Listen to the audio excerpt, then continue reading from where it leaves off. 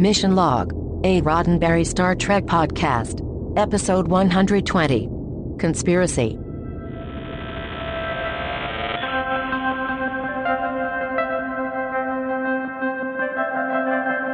Welcome into another episode of Mission Log, a Roddenberry Star Trek podcast. I'm the thing that's taken over Ken Ray. And I'm the thing that's taken over John Champion. Each week, we seek to subvert society as you know it, pretending to be upstanding people. Dude. That is what we are doing secretly. Oh, right. We're supposed to say each week we examine an episode of Star Trek to figure out the messages, morals, and meanings, and whether the whole thing stands the test of time. That is correct.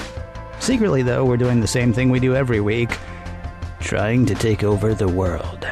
And if you want to help us, there are a number of ways you can. They start by letting us know your plan. There are a few ways to do that. Facebook, Skype, and Twitter, where the handle is MissionLogPod. You can call us, 323-522-5641. You can email us, missionlog@roddenberry.com. You can visit our show website if you want to, including the discovered documents and all the cool stuff that we talk about that's not, well, the stuff that we're doing right here. missionlogpodcast.com is the place to do that. And we have two additional people carrying our show online, trekmovie.com and Trek FM. That's at trek.fm. Remember, however you get in touch with us, we may use your plan to dominate civilization. And we may also use your comments on an upcoming episode of Mission Log. All well said, Ken. Now, if you'll indulge me, I'll move along to the trivia for today's episode. Conspiracy. Won't you please? Oh, yes, conspiracy. We should say that, shouldn't we? Yes, we should. Are we actually doing conspiracy this week, or is that just what we want people to think? We're not allowed to say. Okay. Trivia, you say. All right. So today's episode was originally drafted by Robert Sabaroff. His episode was called Assassins, but it was thoroughly rewritten by Tracy Torme and directed by Cliff Bull. Now, Torme turned in two story drafts, one on February 3rd, one on February 10th, 1988, completely rewriting that original. The original would have been much more political, much more oriented to the discussion of the Prime Directive. It even used the phrase coup d'etat within Starfleet. And, well, a lot of that got nixed.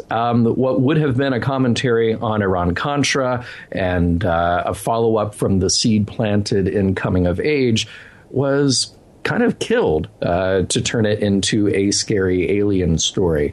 Gene Roddenberry kind of nixed any notion of subversion within Starfleet. I've got a lot of very interesting discovered documents this week, including the original story draft by Robert Sabaroff. I would say 90% of that story draft is there and available for you to read. So take a look at that. And then I also have notes and follow-up between Bob Justman and Maurice Hurley about Tracy Torme's redraft of that script. This episode won an Emmy Award for Outstanding Makeup.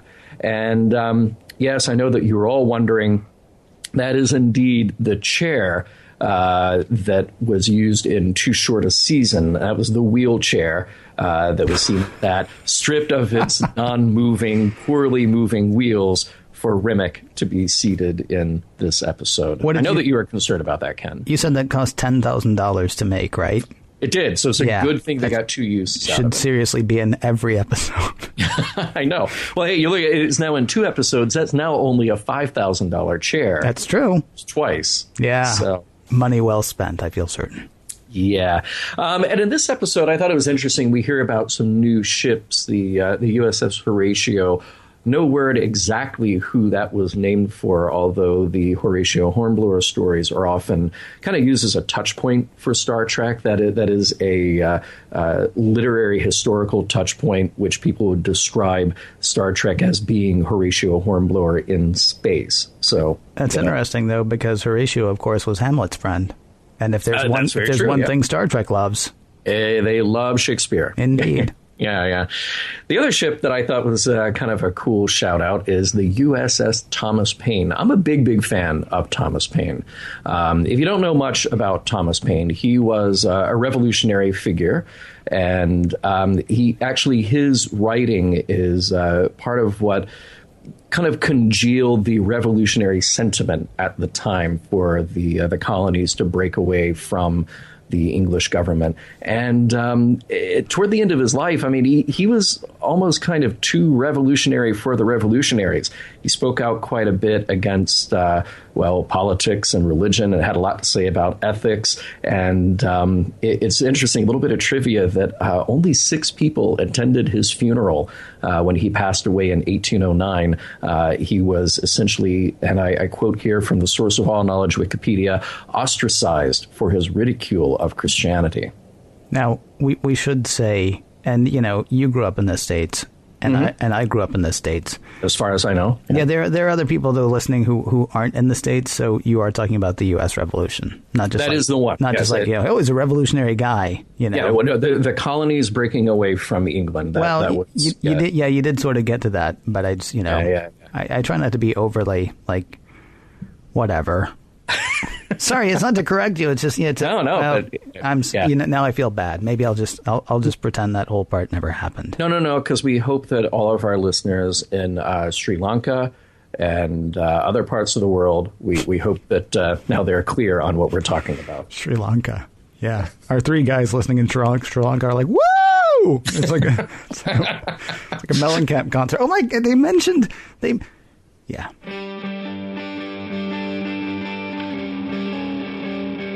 It's another case of first contact. Going horribly, horribly wrong. Let's let Ken tell us more.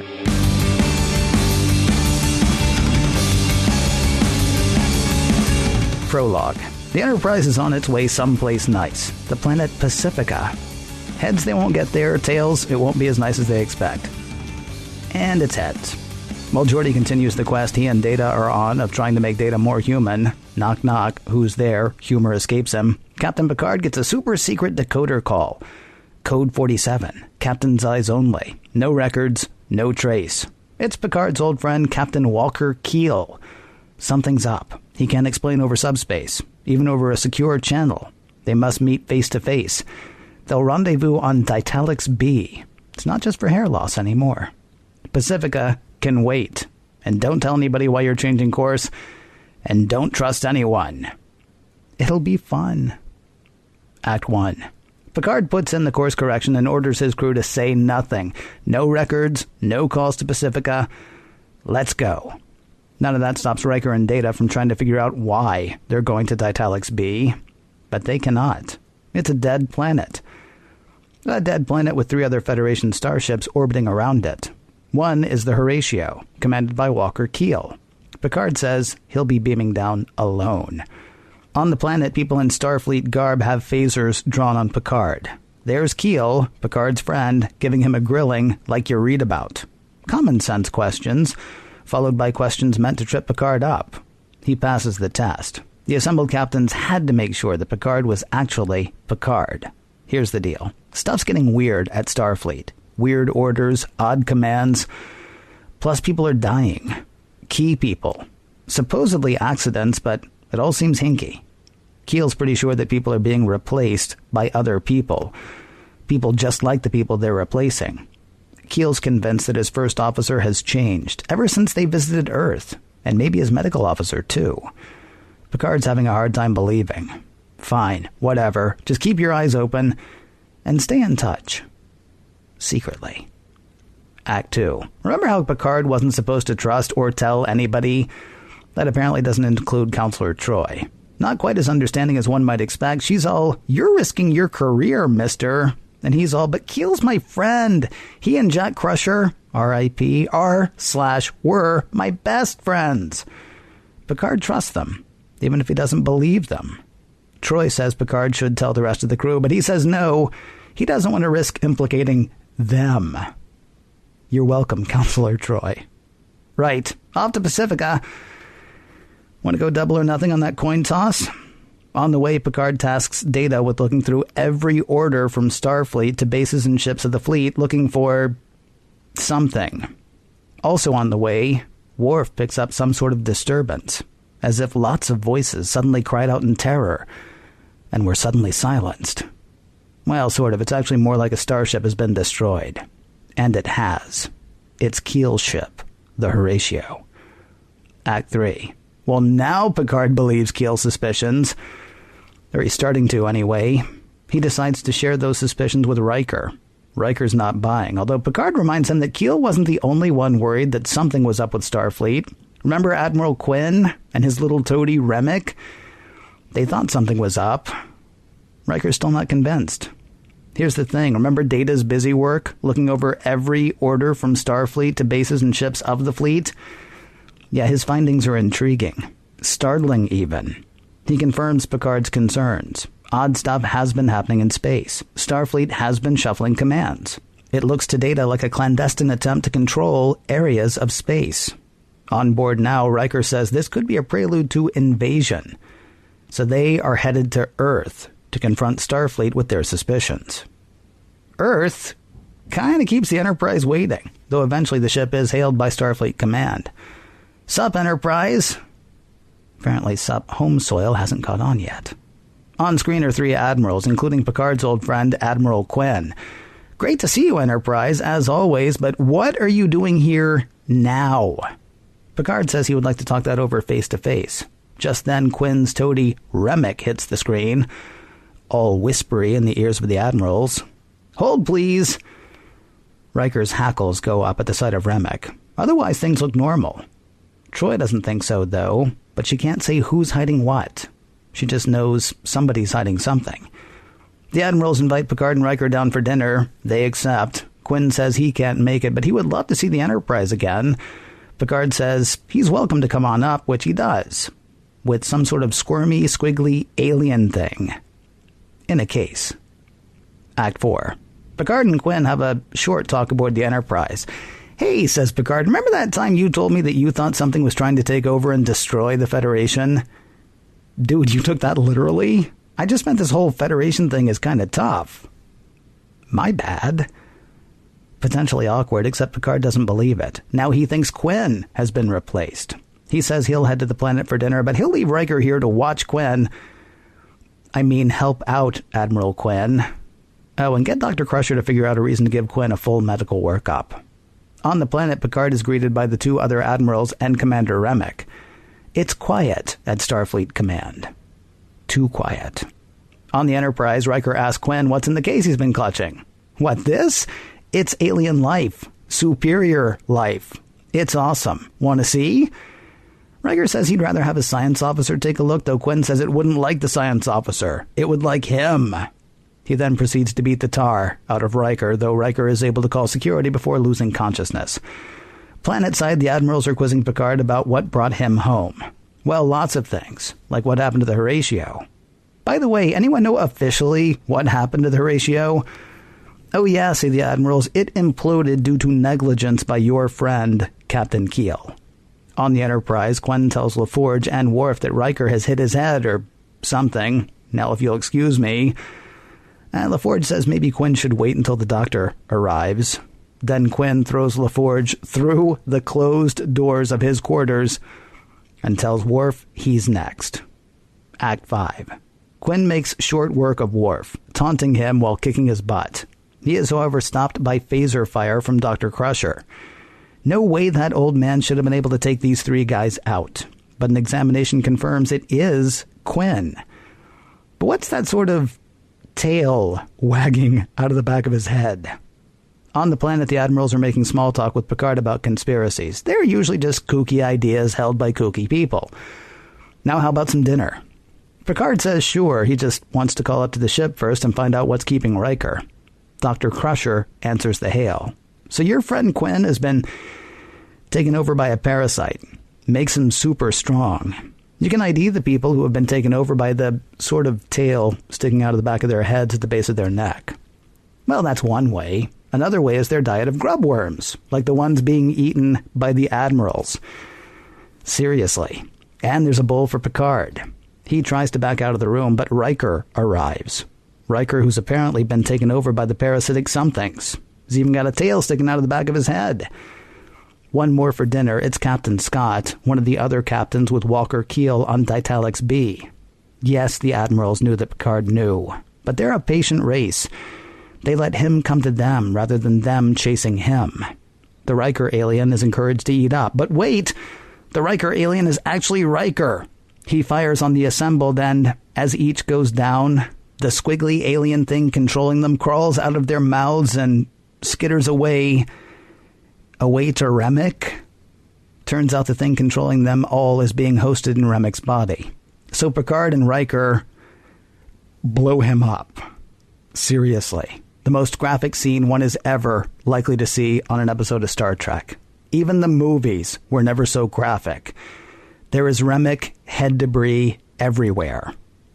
And somebody owes somebody $100.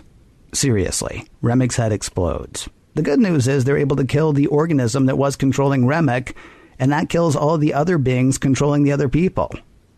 The bad news, Remick had been sending a message, apparently to others of the parasitic alien race. Data suspects it was a homing beacon to Earth. The end? Ken, all I could think of was, did you ever watch SCTV? I did. All I could think of was introducing, today on Celebrity Blow Up, we got a Starfleet officer, and he's a really great guy. We're glad to have him. Everybody say hi to Remick. And boy, that Remick, he blowed up real good. Yes, he did. He blowed up real good. Yes, he did. He did indeed. I thought of that. I thought of Scanners, although there just visually, there are a few pop references here. I mean, the skin sort of comes away from Remick's face, kind of like the Nazis in Raiders of the Lost Ark. Mm-hmm. Yeah. And the things crawling across the floor are supposed to look scary like the things in Star Trek II, The Wrath of Khan, but they move like almost everything on Pee-wee's Playhouse. Right. Yeah. I applaud people for knowing when they can't do CG. And certainly in 88, they wouldn't have been able to do convincing CG of this thing crawling across the floor. Mm-hmm. They couldn't do... Hermie, who wanted to be a dentist, moved more believably than this thing crawling across the floor. I'm sorry, am I jumping to the end of the show? I think you're jumping to the end of the show. I apologize. Yeah. Scary idea. And the one in the case looked great. Yeah. Yeah, the one in the case that Admiral Quinn was carrying. Well, they kind of do look like the SETI Alpha eels, but they're cleaned up. You kind of see their fleshy bodies rather than their scaly green and kind of dark brown bodies. Well, I mean, they control whatever society they're in, right? I mean, the ones from SETI Alpha 5 have to have that sort of hard carapace because, it's tough living on SETI Alpha 5 these days. Yeah, hard out here being an eel. Yeah. Yeah. I mean, it was never a pleasure planet to begin with, so, Yeah. I'm just saying. Kind of neat to see. So Twyla Scott, the captain who joined them for dinner, kind of neat to see her. It was not mentioned in the description, but female, black. Mm-hmm. Apparently, the fastest to go from Starfleet to captain in the history of Starfleet. Kind of too bad that she turns out to be a bad guy. I was just about to say, too bad we had to kill her. Exactly. Yeah. Well, no, I don't think she died, did she? She was definitely knocked unconscious. Yeah. I got the impression at the end that all of them on Earth, all of those who were filled with the parasite on Earth, died during that process. And it was a sort of a rarity because you had Quinn on the Enterprise in sickbay that Dr. Crusher was able to get that parasite out. See, we're never actually told that, though. In fact, Picard says in his big end thing, he's like, yeah, so we don't even know how many of these things there were, but it looks like none of them could survive without the one that was controlling Remick. Oh, right. So my assumption was that they all just had coughing jags and, tossed up these little Pee-wee's Playhouse monsters. Well, that would be nice. That would be nice if only Remick was the casualty of this episode. Yeah, that's such a waste of that character, I think. I know. Yeah, I know. But I guess we'll get to that later as well, won't we? I apologize. So. I do love, you pointed out that in Act 2 that Picard is sworn to secrecy and he won't tell anything to anybody except for all the stuff he tells to everybody around him. Well, it takes him a while to tell most people. I actually found myself, I wanted Deanna to go, really? So you're worried about them? When she's like, you should tell everybody else. He's like, no, I don't want to risk them because, if people find out that they know, then they'll be in trouble. Mm-hmm. Oh, you know what? Well, and that's kind of interesting. I mean, we'll come back to this idea of the conspiracy in the discussion, but that sort of very easily indicates the problem with conspiracies is that ultimately, in order to coordinate it, you have to talk to other people about it, you know, and in this case, Picard has got to figure out what's going on. So, of course, he's going to talk to other people about it. But yeah. You don't actually have to talk to other people about your conspiracy, though, if you are sort of like a hive mind alien thing that's run by something that's bigger than the chest cavity in which it's living. Yes. Yeah. Okay. Good. I'm just saying. Yeah. Yeah. I was a little confused by Ditalix B, and not just because it sounds like something that you would take for, you know, it does. Hair loss, erectile dysfunction, skin condition, whatever. Diabetes. Sure. Why not? Yeah. So Ditalix B is an uninhabited planet mined by the Ditalix Corporation. According to data. Really? Yeah. How long ago? Are they are they still working? Do we do that now? Because I thought we had mining colonies. Are the mining colonies all run by third parties? Does Harry Mudd know about this? It does. There's a good question. Yeah. It just kind of odd to me. Yeah. And so is the Ditalix Corporation actually only around these 7 planets, though? Because there's the Ditalix Corporation, and this is Ditalix B, one of 7 planets in this system. So is it more like a co-op? Is it like you buy local, whatever they're mining? Right. Yeah. That just it opened up a lot of questions that don't get addressed in this. Yeah. About which almost nobody cares, I feel certain. I don't know. I think we'll have a Ditalix Corporation T-shirt coming soon. Ooh, could we? Maybe. Okay. I get to design the logo. Well, either that or the guy that we actually have working with us who has talent at that kind of thing. Designs logos. Yeah. It'd be great. Either me or him. I don't know which. Yeah. One day, Ken, I'm waiting for the episode where they go on shore leave and just literally nothing happens other than they get to where they're headed and they have a good time. And at the end of the episode, it's like, well, guess we got to leave now. Shore leave is over. There you go. To fly off into the stars. Act 1. That's Ensign Crusher picks a flower, which is perfectly legal on this planet. Act 2. Exactly. Commander Riker falls in love with somebody, and they do it, and they decide they will part ways amicably. Right. See? Act 3. Yeah, it's just all of that. That's the whole thing. I'm going to write that episode. That'll be great. That'd be fantastic. That's got Major Bank written all over it. You also you mentioned the fight between Quinn, the possessed parasite Quinn, and just beating the crap out of everyone. And it's kind of a fun scene to watch anyway, because there's something great about seeing an old man just tearing it up, just destroying these guys. But what really concerned me is that we're several episodes, we're at the tail end of season 1. And still, nobody has addressed the wooden doors and terrible wallpaper on the crew decks of the Enterprise. This has got to happen, Ken. It's got to happen. I was kind of amazed when he threw Geordi through the wooden doors.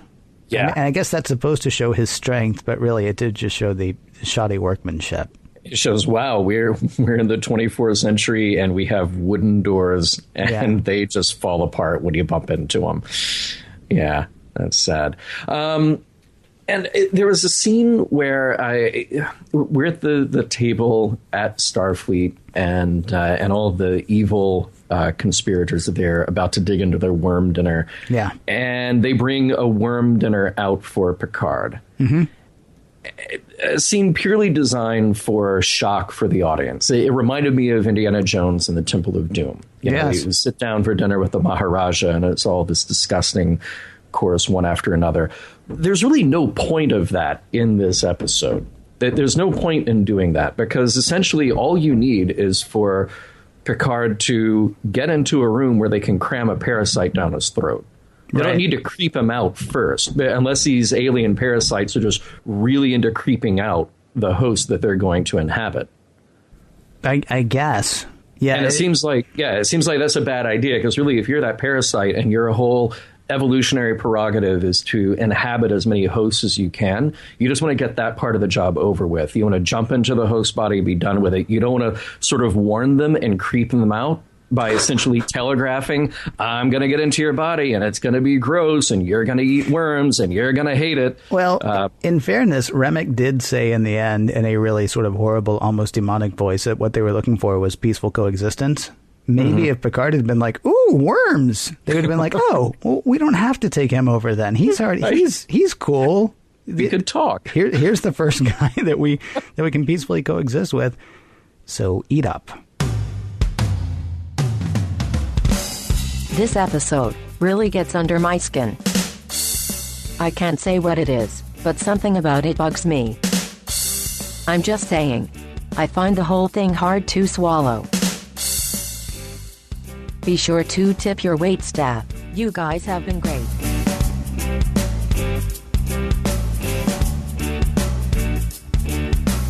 So I think there's probably just one sort of big story here. There doesn't really seem to be like an A plot, B plot. I mean, this is all A plot all the time, I think. But there are a couple of little things that were kind of fun in this episode, things that we've talked about in the past, certainly things that could spin off into 20-minute discussions, although they don't have to today. So they're on their way to Pacifica, right? Yeah. Which is apparently this awesome ocean planet, I assume based on Pacifica, which is just outside of San Francisco, which is not a place that you'd actually want to go swimming usually because it's a little cold. But otherwise, it's a lovely place. I love Pacifica in the San Francisco Bay Area. Data, Troy's like, I'm going to go swimming because it's going to be awesome. And I love swimming. And Data's like, we got a holodeck. And we can totally recreate that experience for you. And Troy says, it's just not the same. And that's it. That's all I got. It's the same kind of thing that we've been talking about all the way through. And I get exactly what she's saying. And yet I don't want to get what she's saying. But I get it. Here's the thing. She says it's not the same, but the only thing that seems to not be the same is just that somewhere in the back of your head, You're saying to yourself, I can stop this at any point and walk right out through that door into the corridor of the Enterprise. Right. That's absolutely what's not the same. But other than that, everything else is exactly the same. Yeah, but it's not the same. I know it's not the same, but... We go back to our discussion several episodes ago, and it's like, well, okay, emotionally, if you're there and you have the experience that you were there, how is that not the same as being there? Right. And it's exactly what you said. It's the fact that Yeah. You know that it's not the same. I mean, which is almost, I almost get that more than I do the whole discussion about Minuet, honestly. I almost get the whole, I'm not actually on a mountain. It feels like I'm on a mountain, and that's totally awesome, and I like that.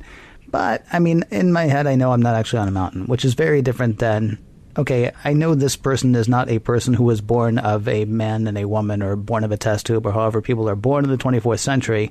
I know I'm talking to zeros and ones standing in front of me, but we are having a real conversation, and there's real mental activity going on here. I'm almost cooler with an electric girlfriend than I am with a fake mountain, oddly enough. Well, yeah, no, I get that. I posed the question at one point, if you jump off the mountain, does the holodeck realize that you have jumped off the mountain? It's going to prevent you from smashing your body into bits on the ground. The holodeck is smart enough to know that. I don't think we've heard about that yet, have we? Although, actually, come to think of it, though, in The Long Goodbye, everybody was amazed that, what's his name, the guy who got shot, that he was actually going to lie there and bleed out, because there was theoretically supposed to be some sort of safety that was going to keep that from happening. Whether that was the holodeck would never do anything that would actually kill them, or if it was that the holodeck was going to, have him shoot, but, have him miss, or have the bullet be a blank or something like that. Everybody was kind of stunned that the guy was going to die there. So the assumption is you're not going to die on the holodeck. Now, if there's a camera anywhere around, then you're probably going to come close to dying on the holodeck, because that tends to be the way the holodeck goes for this season anyway. But anyway, that's not even a real point of this episode. It was just sort of interesting that in the first 3 to 5 minutes they hit on a topic that we've hit on a million times. Sure. Well, so then you ask, what is the point? And I might ask the same question, Ken, what is the point? And particularly, what is the point of the alien, the little eel that is not from City Alpha 5? And, I tried to think about what they do. And is it just, as I said before, their evolutionary prerogative to do what they do? Have you heard about these ants that become zombies thanks to a fungus in the jungle? No. Have you heard about this? No? Okay. So this is a real thing. There is a fungus that infects ants and essentially takes over their tiny little neurological systems and uses the ants for their bidding. So the ants no longer think for themselves and no longer act on their own volition. It is this fungus which is driving them to then go to certain parts of the jungle and live in certain areas and essentially keep growing the population of the fungus. And this is just an evolutionary development that has caused that. Or a similar thing, there's a... I'm sorry, do the ants actually have this like total sense of like peace and happiness when that happens, though? No, they're not on Omicron's side. Oh, okay, just checking. But, no, I mean, essentially the ants are dead neurologically from what they have been born to do. Yeah, I was going to say, because they're ants. Yeah. How do you know? I don't mean to be a jerk, but how do you know? Because ants, it's not like ants are like writing songs and painting paintings, and then one day, now these ants are useless. Well, yeah, they're no longer. Before they were walking in a line into colonies, and now they're walking in a line into colonies. Right. No, but they're no longer in the colonies. They're no longer in their ant environments. They're no longer doing any of that. Okay. They are just they are zombie ants, and they're doing the bidding of this fungus. It's really bizarre. I am never going to sleep again. Nope. It's kind of scary. Or a similar thing. There's a delightful little parasite that lives on a fish's tongue. It essentially eats the fish's tongue and then parks itself there for the rest of its life. Yeah. I don't even think I want to do this show with you anymore. Well, this is what I thought about. I thought about all these things that are examples in nature of parasitic relationships. Can I ask a question, though? Why did you think of that? Because these are intelligent beings. Well, they are. And I kept thinking that, okay, so they actually are intelligent spacefaring beings. Yes. From what we can gather. Yes. But they don't build spaceships. So they're just waiting for something to come along, and then they jump into that host. So whether that had been a Federation ship or a Klingon ship or some other species that happened to show up at that planet, and then this thing is compelled by its biology and compelled by its evolution to jump into whatever that other thing is. So that just seems like the nature part of what's going on here. But they are intelligent enough to actually have a plan.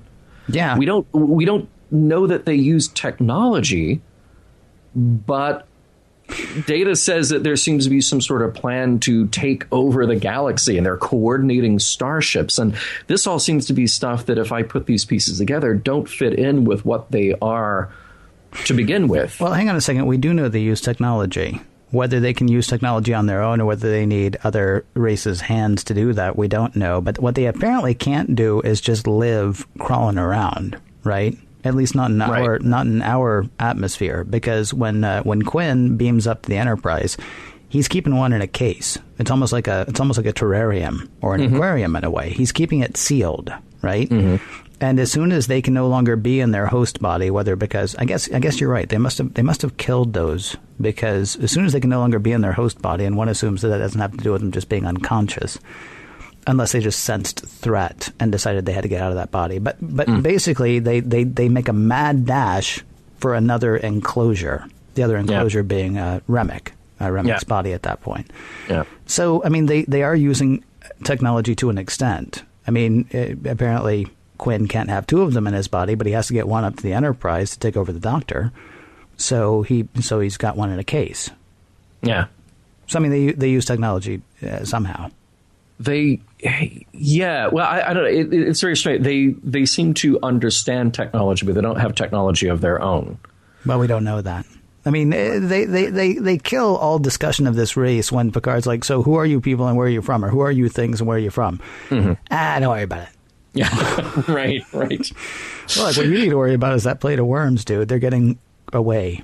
Yeah. I guess not cold or warm. Or warm. Away. They just move away. Yeah. Yeah, I don't know. I guess maybe that would have been another discussion for a different script, is that what then, had they completed their plan and taken over everybody on Earth and sent spaceships everywhere, again, what would be the point? Is that you send spaceships full of human hosts or humanoid hosts for these little things, and then what? Then they go to another planet and another planet in order to jump into the bodies of whatever other creature may be waiting on that other planet, right? Until they get destroyed. Yes. So it seems again to me just like sort of a biology gone wild. That their whole thing is just to propagate, no matter what the technology is, no matter what the host is. We're just going to jump into it and keep spreading our tiny little alien bodies all over this galaxy and into the next one if we can get there. Yeah. All right. So then I asked myself ultimately, well, if they are intelligent, yes, beyond just this compulsion to do this, right? What else is in it for them? Because we didn't really have a chance to have a conversation with them. Like you said, they shut off any ability to have a conversation. This is all about eating worms. Yeah. Who shut that off? I mean, Picard and Riker shut that off. We should go back. Are we? Sorry. I don't know how to have this part of this conversation without having the next part of this conversation. I'm ready to jump to the end. I guess that's what I'm saying. This is. I mean, there's. Can we do that? Yeah, I'm totally good with moving on, because I've got another thought that I'm going to bring back at the end. Okay. Good, because I want to hear it, pal.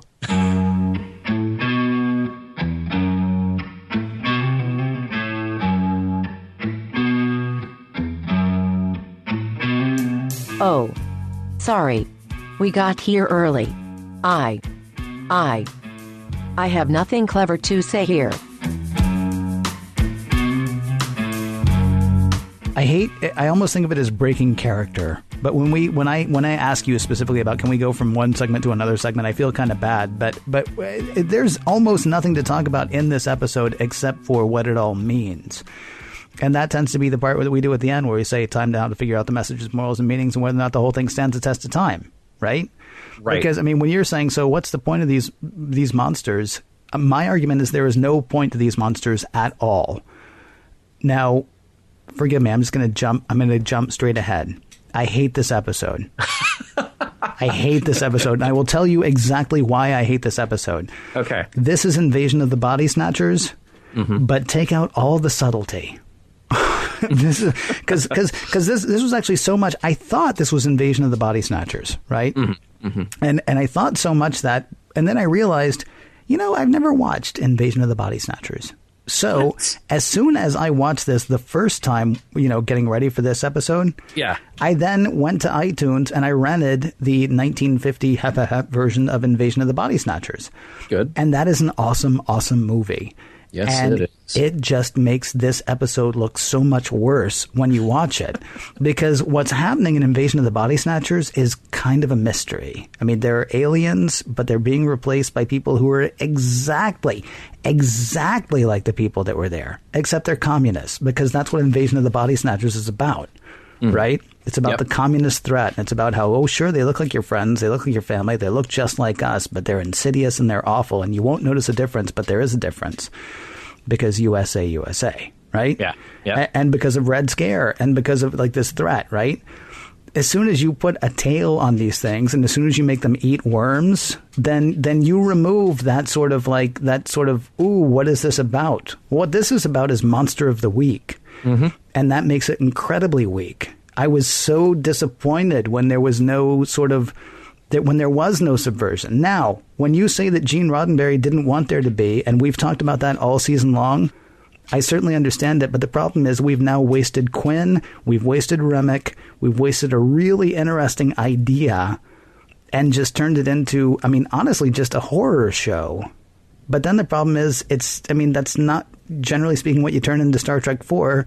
And except for how incredibly gruesome everything that happened to Remick was, and it was incredibly gruesome. And even though I talked about his head exploding, I didn't get into half of what's so disgusting about what happens to Remick. But I mean, this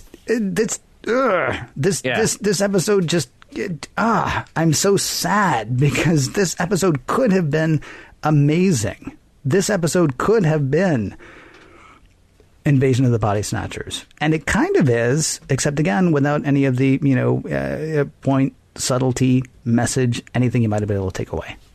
Well, that's the thing. I mean, what you're talking about is the great could have, would have, should have of this episode. Yes. And that's why I wanted to get that out right up front about the whole thing, that this was conceived as a comment on Iran Contra, and it was conceived as all these other things. So I really do want people to go check out, even if you don't read the whole thing, at least go through the first few pages of the original story draft, because it is just completely and utterly different. And I get the idea that they didn't want Starfleet to be tainted. But at the same time, well, we're back to this problem we've talked about before. If you remove all conflict and you remove maybe the less desirable traits from certain characters, if people are, motivated out of some desire for profit or power or something like that could create drama and create conflict, well, then what are you left with? And maybe then what you're left with is the worst part of this episode, that it is Monster of the Week. Yeah. Here's the thing, though. I feel like I could review this episode either way, because I do side with you in the idea that if I look at it as what could have been, what should have been, this is a failure in all respects. There could have been discussion of the Prime Directive. There could have been discussion about living up to ideals of being a Starfleet officer. There could have been all these other things. And instead they went with a horror show that was Monster of the Week. Now, here's the thing, though. They hit the horror points kind of right. They created a creepy atmosphere. There was a sense of tension. The bowls of worms are disgusting, sure not to, justify anything other than that scary space monsters like to eat worms. Right. In the end, though, it's a totally inconsequential episode. Yes. Because the plot is we find monsters and we kill the monsters. Well, we don't know for certain at this point that it's a totally inconsequential episode, because we are left with sort of that, Remick got off the homing beacon, so more of these things may be on their way to Earth at some point. Maybe. So, but we don't know.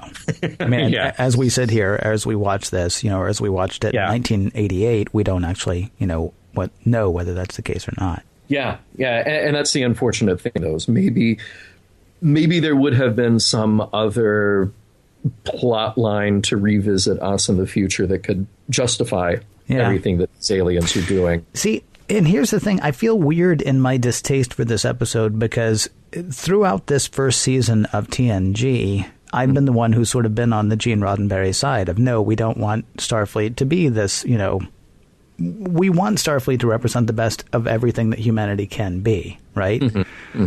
You could still do that and have this episode. I mean, this is not Starfleet being bad. This is these things taking over Starfleet being bad. And then you can say, oh, well, do those things represent greed? Do those things represent the lust for power? What do they represent exactly? Well, here they represent bugs. I mean, we just remove that so quickly. I do have to ask you one question, though. Sure. Okay, so they blow up Remick's head. Yeah. Right? And then he blew it up real good. And then there's that, thing like sticking out of him, right? Yeah. Picard and Riker don't even talk about it. They look at each other, they turn back, they blow it up. Talk to me again about how it would have wrecked the Picard character if they had killed Armus.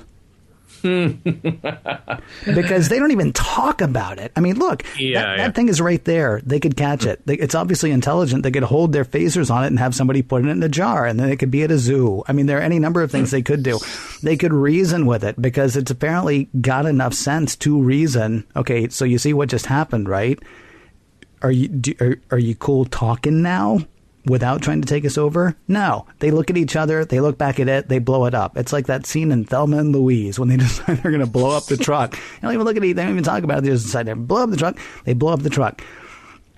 This episode, that surprised me. And then they just sort of write it off later. Like Picard's like, wow, after years of respecting life, it's kind of weird to have to destroy it. But we did.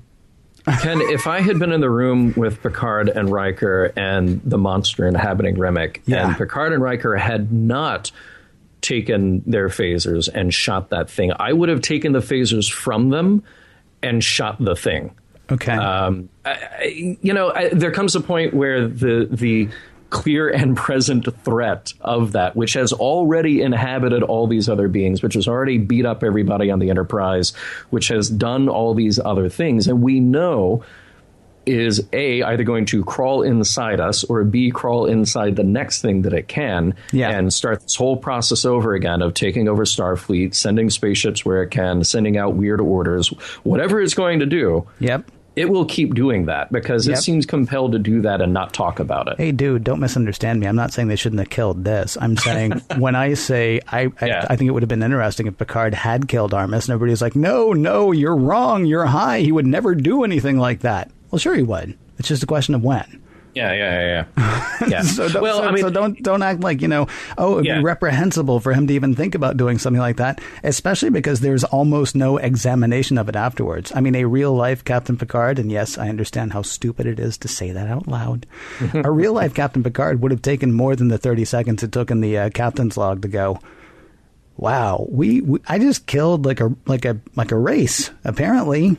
Or part of it anyway, because all those little things that were taking over these people were crawling back to this one thing. So he didn't kill the one thing. He killed the one thing and all the other little things. And granted, they were bad things, and you don't want them to be a threat. Still, I think the Jean-Luc Picard that supposedly we've been watching all season is going to have a minute of like, wow, was that right? Maybe, but this was movie Picard. This was movie Picard. This was not TV Picard. I guess that's really the best way to put it. And maybe that's the horror episode aspect of this. But this was movie Star Trek in a way, including how graphic it is. This was movie Star Trek. This was not deeper meaning Star Trek. I don't feel like. Sure. I know. I feel like in their defense, so there are certain assumptions that you can make that if those things are here and they have already gotten as far as they have, there are probably more, and they are probably equally, if not more, dangerous. Right. So, it seems out of character with the Picard that had a conversation with Armus, but Armus was lonely and ready to have a conversation. These little things are not ready to have a conversation. Well, we don't know. I mean, that one is probably pretty lonely right now, waving its big, ugly worm body outside of Remick's body. Right. Well, but here's the other thing. We know that we can kill these little things with Armus. The more you shoot at it, the more powerful Armus becomes. I'm just saying. I felt like there was a bit of a disparity between the way people said it never even occurred to them. Like you said, it never occurred to you that Picard might do that, and then them not even talking it over here. Yeah. Like, if Riker had done it, even if Riker had just done it by himself, that would have made a little bit more sense to me. I'm not saying it was wrong to destroy the thing. I think destroying the thing was absolutely what they should have done. It was just weird to me that it's, this was swashbuckling. This was not, this was movie Picard. Like I say, this is not TV Picard. If Picard ever ends up in movies, I don't even know if that happens. We don't know, right? Yeah, that's kind of crazy, me leaping way far ahead sort of imagination talk. There's a bit of conversation that was missing before we know that it's really the real Picard, and he can't let on, or I'm sorry, the real Riker, and he can't let on to Picard that he is the real Riker. But he could have said, these things are super dangerous. They threw a guy through one of our wooden doors on the Enterprise. The 70-year-old man. Yeah, they have to be stopped. Through Worf across the room. Right. Yeah. All right. All right. So is there a message, Ken? You're saying emphatically no. I don't think so. I think there could have been a message, but once they explain everything away, once they destroy it all immediately. Yeah. For anybody, though, who made the mistake that I did of getting through decades of your life without seeing the original Invasion of the Body Snatchers, go back and see it. Yeah. Yeah. And then you'll probably end up hating this episode a tiny bit more, unfortunately. If you hate it, maybe you like it. I can see why people would like it. I was just frustrated by how much potential was left on the table here. Yeah. What about you, though? Is there still a message in this episode for you? Well, I mean, here's the problem, though. I thought for about 2 seconds, because I had not seen this episode in a very, very long time, because I just remember it as the one where they blow up Remick. Yeah. And I thought, okay, well, I know what happens in that episode. They blow up Remick. And I thought going into this for this week that we would actually have a conversation about conspiracy theories and how they work. And then I abandoned all ideas so we would discuss that. Yeah. Because, there are a couple of points that are interesting to bring up. Picard is skeptical of the claims that his friend is making. He decides to investigate on his own. He's doing all the smart, rational things here. And he isn't willing to just go on the hunch of someone that he trusts. And he isn't willing to give in to the idea of like the special pleading argument, which is to say, well, I have special knowledge. You just have to trust me on this. Those are interesting points, but they mean nothing when it comes to the final analysis of the episode. So that's what's unfortunate, is that any attempt here to do something about conspiracies is off the table. Yeah. And then any ability to do something here about, either subversion or power grabs or anything happening within a government or within a political structure, all of that is off the table as well. Because now it's just like running around your apartment, stepping on spiders. It's, really, that's the equivalent for this episode. Yeah. The message in this episode is pretty much a parasitic organism that takes over bodies and tries to take over the galaxy is bad. Yeah. And I think we can agree that is true. Well, unless they make you happy. Well, in which case, sure. Case, yeah. Live and let sit there, dude. Right. But here's the thing. In the end, though, I don't hate this episode the way that you do. I was disappointed, and I wanted more, and I hoped for more, being able to revisit this 20-something years later. Mm-hmm. But if I just go, okay, this is the episode where they kill bugs, and there's some creepy tension throughout, okay, I'm fine with that. But at the end of the day, it's inconsequential. It's inconsequential for Star Trek, and it's inconsequential for any discussion of any kind of moral meaning or message. Yeah. So that's unfortunate. And that's what I hate about it. I mean, there is so much potential in this storyline. And there was so much potential in the Remick character. Like, I'm trying to figure out the timeline. So Quinn was worried that something was going on in Starfleet. And so he's taking Remick all around the galaxy with him and like quizzing people about, who he can trust and who he can't trust, right? So was Remick always the host for this? Was the thing that Quinn was concerned about always walking around beside him but hadn't taken him over yet? Or is this something they discover later? That would have been an interesting thing to try to figure out, but this character just gets wasted, and the storyline just gets wasted. And that's, I mean, look, it's except for the Pee-wee's Playhouse, movement of those creatures, it's a fairly scary episode. It's a fairly well done episode. It's just a useless episode, especially when you consider how much use they could have gotten out of all of the things that were here. Right. And I think that's the part that sort of, disappoints me. It runs up to being a great episode. And then it doesn't even jump the shark. It just sort of rides the bike up to the edge and goes, let's go back this way. Right. Well, yeah, that would have been interesting to know if Remick had already been a host. Yeah. Because then, why, I guess other than reconnaissance, why go to the trouble of going to the Enterprise and doing all of this and gathering information? We don't know how these things reproduce, but it just seems like there's your opportunity to go ahead and start, putting more little alien bugs into other Starfleet offices. Yeah, you'd think. Or go ahead and stick one in Quinn while you're at it and do that early on. But obviously the storylines had not been plotted out that way from the beginning. This was just sort of like a happy accident that we get to come back to this at the end and plug these characters back into this. Well, it was an accident anyway. Right. All right, Ken, I think we've done all we can do with conspiracy. But the good news is that the parasites have not entirely taken over, which means that we will be back next week for more of Star Trek, finishing up Season 1 of Next Gen with The Neutral Zone.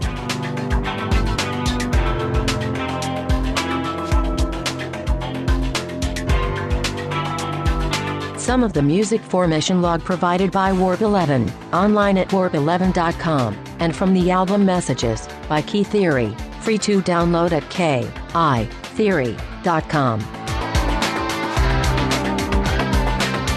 So between the people hammering downstairs, my dog walking around on the hardwood floor, and your construction, this is kind of an awesome soundtrack. Oh yeah. Rod, would you like to cough for us, and we can just put that throughout? Nice.